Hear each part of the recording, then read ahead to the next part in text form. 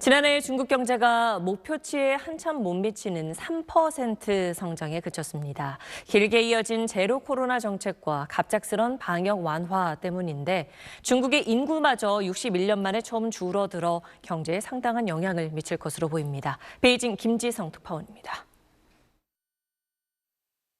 지난해 11월까지 고강도 방역 정책을 고수했던 중국. 경제 수도인 상하이 등 여러 도시가 봉쇄됐고 세계 최대 아이폰 생산 기지인 폭스콘 공장과 테슬라 상하이 공장 등 주요 생산 시설도 줄줄이 멈춰섰습니다. 그러다 12월엔 급격히 방역을 완화하면서 코로나19 감염자가 폭증해 경제 활동이 다시 위축됐습니다.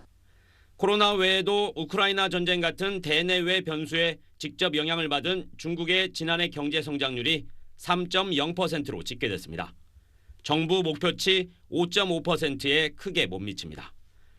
코로나19가 처음 확산했던 2020년 2.2%보다는 높지만 문화 대혁명 마지막 해인 1976년 이후 두 번째로 낮은 수치입니다.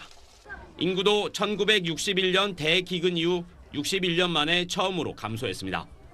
지난해 말 기준 14억 1,175만 명으로 전년보다 85만 명 줄었는데 한 해 사망자는 1,041만 명이나 됩니다. 코로나19와 출산율 감소의 영향으로 추정됩니다. 중국 정부는 올해 전망도 그리 밝지 않다고 대답했습니다.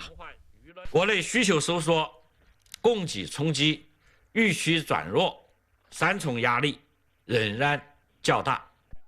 국제통화기금은 중국 경제 회복을 올해 세계 경제 성장의 전제로 꼽았는데 불안한 코로나19 상황과 예상보다 빠른 인구 감소 등이 변수가 될 전망입니다. 중국 당국은 생산과 소비 등 모든 영역에서 성장을 견인해온 인구의 감소를 막기 위해 각종 출산 지원책을 내놓고 있지만 효과는 그리 크지 않습니다. 베이징에서 SBS 김지성입니다. 네, 안녕하십니까. 김현우입니다. 더 많은 뉴스와 라이브 이벤트를 보고 싶으시면 화면 오른쪽을 눌러서 구독해 보시길 바라겠습니다. 또 저희 SBS 앱을 다운로드 하시면 속보 알림도 받아보실 수 있습니다. 항상 저희 SBS 뉴스를 시청해 주셔서 대단히 고맙습니다.